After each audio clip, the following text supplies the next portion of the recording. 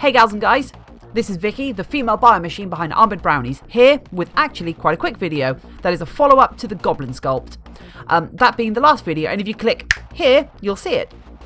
This is the mould making process, and what a hash job it was, but since I came out with workable masks, perhaps we can all learn something from it. What you've seen me do so far is lay out the walls around the sculpt, where I want the two halves of the mould to meet, and something like this does want to be a two-part mould, otherwise you'll never get it off the head form, and also it makes casting a hell of a lot easier. At a few intervals around this wall, I've included chunky triangular keys which help to align the two halves of the mould once it's done. For getting nice slices of clay for the walls, I use a piece of scrap wood with some wooden bars down the sides to create a channel to guide a length of wire for cutting. Since this is a plaster mould, you can see me mixing the plaster up in a large plastic container, happily using my own hands to work the lumps out of the mixture. The first mix of plaster is this lovely runny stuff which is drizzled over the entire thing to capture all the details. This is the process you want to do a good few times to get a nice thick first coat of plaster, capturing all the detail nice and strongly and avoiding any air pockets or gaps.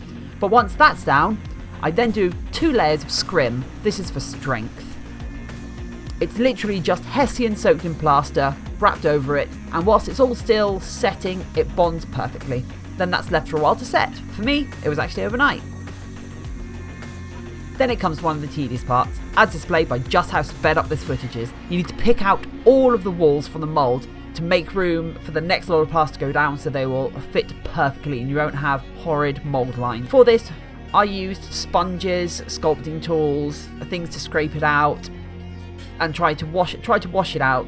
Since the clay I just laid down for the wall was actually quite fresh, you could actually kind of wash it out.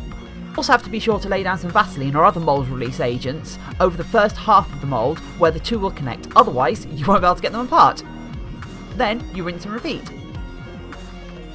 Now is the hateful part, getting the mould and the original separated.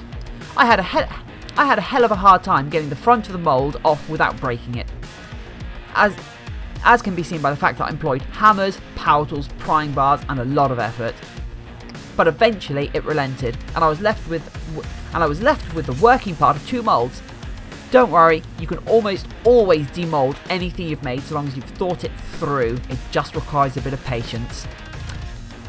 Join us next time. I'll walk you through the painting process, the undercoating, the airbrushing and adding hair to the back of them. And adding hair to the back of these goblins so you can see the finished articles. Anyway, thanks for joining me. Bye!